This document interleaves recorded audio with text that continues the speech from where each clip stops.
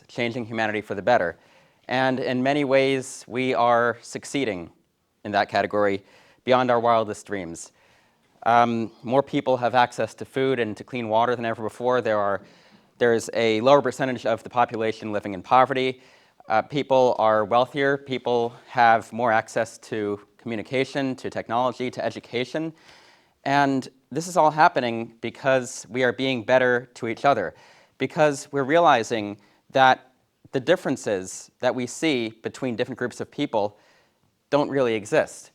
Our artificial divisions of race are not based on anything objective or consistent. We have realized that really there is no race. There is no consistent definition of black people, Asians, whatever. That's not real.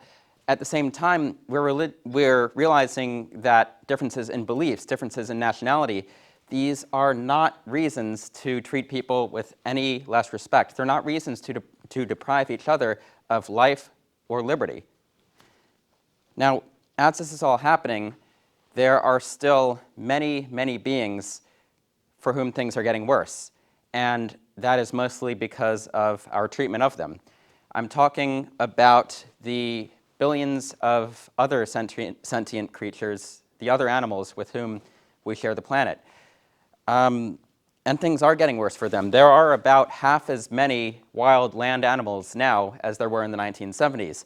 And we kill 150 billion animals for food every single year.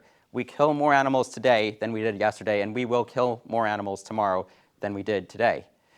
And this is what I'm here to talk about because I see it as the biggest opportunity for improvement. Now, when I was invited to give a talk here and I submitted the topic, I was honestly surprised that this topic was accepted. And this is based on conversations that I've had with many different people in many different contexts, in many different settings about this topic. And more often than not, the response is that this isn't important, or at least it's not nearly as important as problems affecting people, or as the problems that the people I'm talking to are experiencing right now. And the reasons I'm given for this seem to make sense. Animals are not as intelligent as us in the ways that we value intelligence. Animals don't have the capability to engage in abstract communication. They can't do math. They don't have as complex societies as we do, although there are exceptions.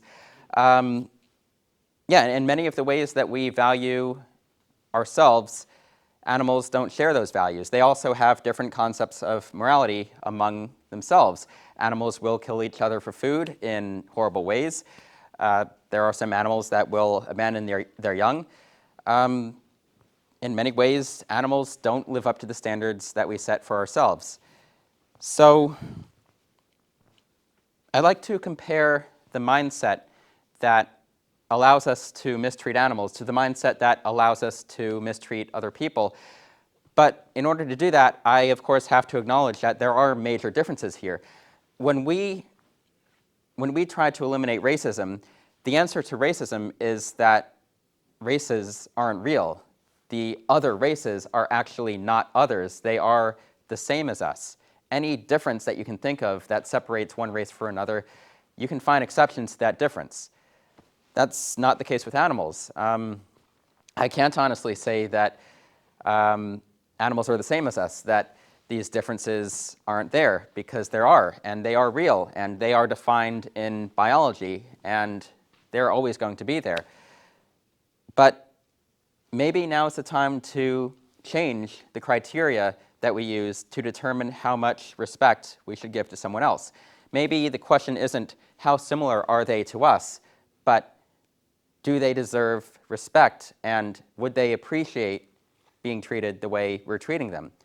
See, the way I see it, animals have sentience, and that's enough, because sentience comes with preferences. An animal doesn't want to be killed at a fraction of their natural lifespan. They don't want to be confined. They want to be free. They want to take care of their offspring. They don't want their offspring taken away from them, just like we wouldn't want our offspring taken away from us. And yet, we do all of these things to animals. Now, the other reason people don't take this topic seriously is that in order to change the way that we treat animals, that has consequences for each and every one of us, because the biggest way that we mistreat animals is the way that we use them for food, and all of us need food. And most of us eat animals. We eat their flesh, we eat their secretions, we eat eggs, we eat dairy. And the question is, can we be good to animals without changing this? Can we still get our meat, our eggs, and our dairy and be nice to animals? Well, the question is, what is the worst part of the animal agriculture industry? Is it the confinement? Is it the fact that we keep pregnant pigs in gestation crates, that we cram chickens into warehouses where the smell is so bad that humans need respirators to enter into these facilities? Well, these are all things that can be improved, aren't they? We can get our meat, our eggs, our dairy from small family-run farms, and all of this can go away, hypothetically. The problem is, those aren't the worst parts of the animal agriculture industry. The worst parts are the aspects that cannot go away as long as we still demand meat, eggs, dairy, fish, and all the other things that we need animals to produce. Even on a small family-run farm, an animal still has to be killed in order for us to eat their flesh. And this is the worst part of the animal agriculture industry. It's not the inhumane treatment. It is the removal of an animal from everything that belongs to them, from their very lives. Now, I've always been an animal lover. Since the day I was born, my family had pets. We had cats, dogs, hamsters, snakes, guinea pigs, don't want to forget about them. But I ate meat, just like most people do. And it never really seemed right to me. And I'd always ask my parents, why do we have to eat meat? And they tell me, well, you need the nutrients. You can't grow big and strong without it. One day, it just became too much. I decided that this isn't right, what I'm doing. I can't call myself an animal lover. I can't be an animal lover as I continue to eat meat. But I thought of all my favorite food that I would have to give up. And this was before I even thought about giving up eggs and dairy and all the other stuff. And that made it even more complicated. I could no longer eat pizza, right? I could no longer eat hot dogs, fried chicken. Everything I liked had meat in it. And not just the food that I liked, but all of the family gatherings, they were centered around a table that had a big old dead turkey on it. And that's something I would have to give up. And I know this is the case for everyone, unless you come from a family that never ate meat, from a culture that doesn't consume animals. We would all have to change very big parts of our lives in order to accommodate this belief. Now I come from the United States. We eat more meat and more cheese and more fish per capita than anybody else in the entire world. So eating meat is as much my tradition as it is for anybody else. But to think about everything that we have to give up might not be how we should approach this problem. See, in every injustice, we should shift our perspective to the point of view of the victim. And in this case, the victim isn't us. The victim is the being who would prefer to live whose life we were taking, who would prefer to nurture their calves, whose calves we are taking because we want the milk for ourselves, who we confine, who we kill. They're the victims here. And to think about everything that we would give up, we only need to compare that to what we force others to give up in order to maintain our way of life. And once we do that, the correct choice becomes clear to anybody who has empathy for others. And I know that's all of you. For everyone who's an animal lover, even if you're not an animal lover, for everyone who wants to be better to others, the choice becomes clear. Now, this topic is not talked about because the consequences that I just laid out, they come with a judgment, don't they? I just made a judgment that it's wrong to eat meat and that we were all wrong for doing so. Yeah, I admit it. That is judgmental. But that is the same situation that we faced every time we needed to make such a large change. When slavery existed, and it still exists, to say that this is wrong is to cast judgment onto a large portion of the population. To say slavery is wrong is to cast judgment on ourselves today, because slavery still exists. Every Hershey's chocolate bar involves slavery, and to consume those products is to support slavery. Why is it less judgmental to make such an assertion than it is to say that we need to change our way of living to accommodate animals?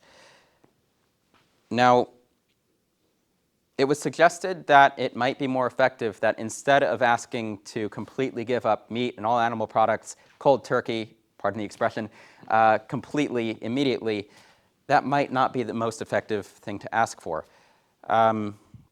Instead, we might ask for baby steps, for Meatless Mondays, for example. That was popularized by John McCarthy, and many people are trying this.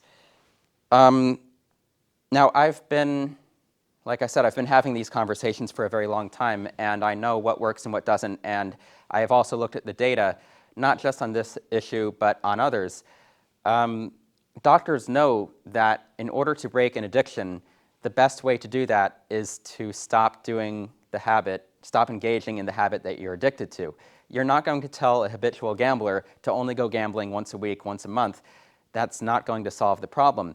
And it's very similar to this case as well. If we believe that it is wrong to exploit others, if we understand that every time we eat a piece of meat, we're responsible for the death of an innocent animal that didn't want to die, then doing these things anyway is an attack against ourselves. It is an attack against our beliefs, and it weakens that belief. And so I don't think the way to do things is to have a belief but go against it and hope that we will become better while we continue to act against our own minds. Now, this situation is very bad. The statistics I gave you already are only part of the picture. Animal agriculture is actually a huge contributor to many of the environmental problems that we see today, including global warming. Now, you might all have heard the famous statistic that animal agriculture is responsible for 18% of emissions, and even that's only a small part of the problem, because that doesn't include all of the deforestation that occurs for the sake of animal agriculture. See, to grow food for these animals, that takes land. And most of the food that they eat is corn, soybeans, stuff that grows in the tropics. We are clearing the rainforests worldwide at a rate of 1 acre every single second, and the vast majority of that, more than 80% of that, is for the sake of either growing food crops or to provide grazing land for animals. In the United States and Canada, the situation is a little bit different. The land was cleared in centuries past for the sake of logging, but we are maintaining this artificially low rate of forestation for grazing land and for feed crops. So whether it is conventional intensive factory farming or what they call regenerative farming or organic farming, you are always using an animal as a machine to convert food into other food. And every time you make such a conversion, and this is basic physics, basic biology, you lose all but 10% of what you put into that system. So it will never be as efficient to use animals to convert plants into food and then feed that food to humans as it will be to grow food and feed that food to humans directly. This is basic physics, and whatever scheme you come up with, you're not going to get around this. So I'd like to end with a message of hope, because things are bad, but the main reason I chose to speak on this topic is because I see so much room for improvement, and every person I talk to wants to be better to others. And I know that this is the best way we can do it, because these 150 billion land animals that suffer under the horrors of the animal agriculture industry, and that doesn't even include all the fish that we take out of the ocean, all the wild animals that we kill by depriving them of resources because we're giving it to these animals under our control, we can make things so much better for them by just not eating them, by not supporting this industry, by not eating meat. And what I'm saying, I don't think it contradicts anybody's beliefs, because we do all want to be better. So if you look at the number of lives that will be affected, then I think this is the next thing that we need to look at. The last blind spot in our circle of compassion is that of animals. And another thing I want to add to this, imagine if the world had this respect for animals. Imagine if we no longer looked at other beings and judged them based on how different they are from us. What if we looked at others and said, because they are alive, because they are sentient, that automatically means that they deserve our respect, that we shouldn't kill them, that we should give them what they want, we should give them the freedom that they so desire? Wouldn't that mean that we are also better to humans? And if we follow that, allow that to expand, how could there ever be wars? How could there ever still be racism? How could there ever still be all these problems that come from selfishness, from looking at others and saying, they're less than me, and therefore I should treat them worse? So I ask that you think about that.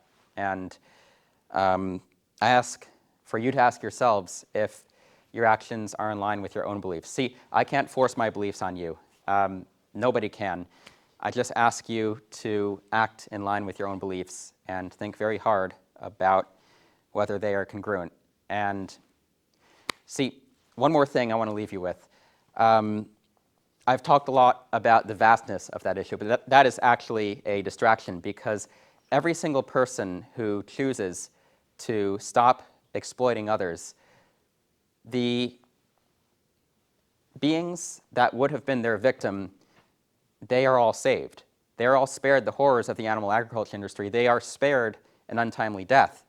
And even if, hypothetically, one person in this audience makes that change, even if only one animal is saved because of that change, it's going to be a lot more, but let's say, hypothetically, it's only one animal, that is infinitely important to that animal, to that being, because that is their entire life. So even if we never see a world where animal exploitation ends, every single person who makes this change makes an infinite difference. So I'll leave you with that. Thank you.